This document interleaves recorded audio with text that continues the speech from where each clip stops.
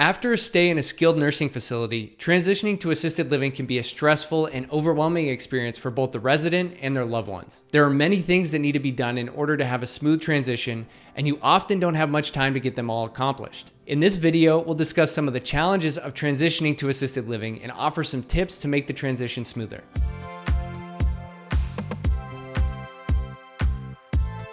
Hi everyone, and welcome to the channel. I'm Rob King from Valley Senior Advisors, where we provide free senior living placement services throughout the Phoenix area.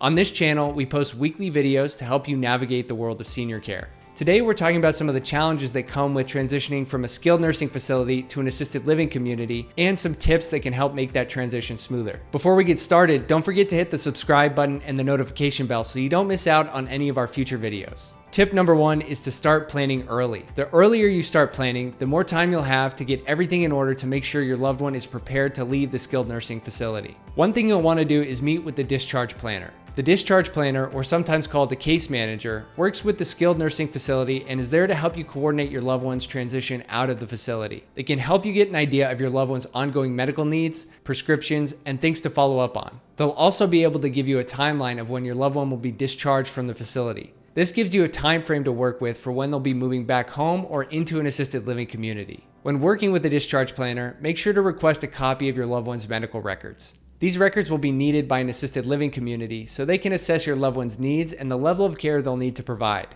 It's also a great idea to keep a copy of these records for yourself because it will help you to track their progress and allow you to advocate for their care. Another thing to make sure of is that you get a list of all of their necessary medications. If your loved one is taking any prescription medications, it's important to make sure they have enough to last until they see their doctor after discharge. It may be a good idea to get refills on their medications before leaving the skilled nursing facility. The next thing to do is to decide where your loved one will transition to.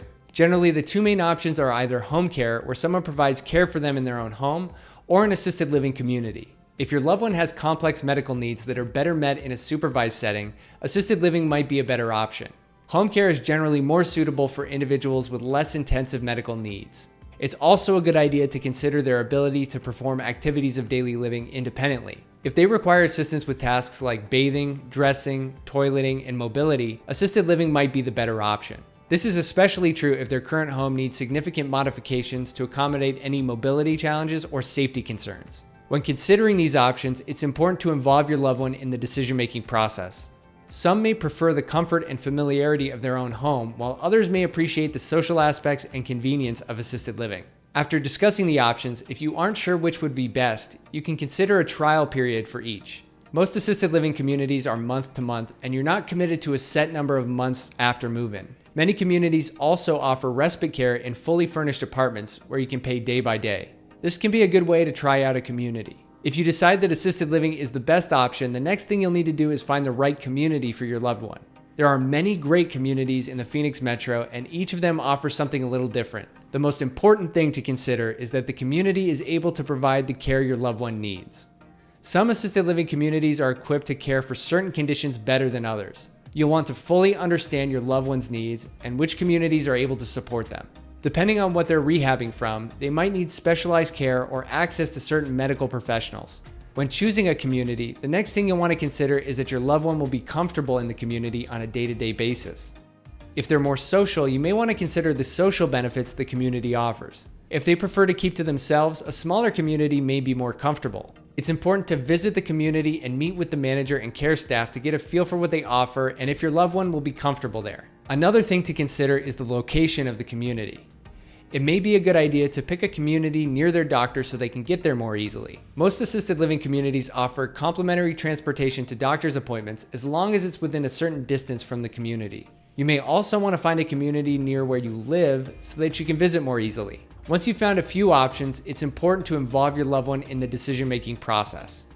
You want to make sure that they're on board with the decision because it will make the transition less stressful. Adding stress to the situation can make recovery more difficult and worsen your loved one's overall health. It's natural for your loved one to have concerns about moving to assisted living. They may be worried about not returning to their home, losing their independence, or being lonely. It's important to reassure them that they'll still be able to live a full and meaningful life in assisted living. Talk to them about their concerns and address them as best you can, but it's important not to sugarcoat the situation. It's best to be honest with them and provide them with the positive aspects that they'll benefit from in assisted living. Remember to be patient with your loved one. As with everyone, it can take some time to adjust to a new living situation. That's all for today's video. If you got value from this information, please give us a like and consider subscribing to the channel. You can also hit the notification bell to be notified of when we post new videos. Valley Senior Advisors is committed to helping you find the best senior care in the Phoenix area, and our services are 100% free. If we can assist you or a loved one in any way, please don't hesitate to contact us. Thanks for watching, and until next time, take care, and we'll see you in the next video.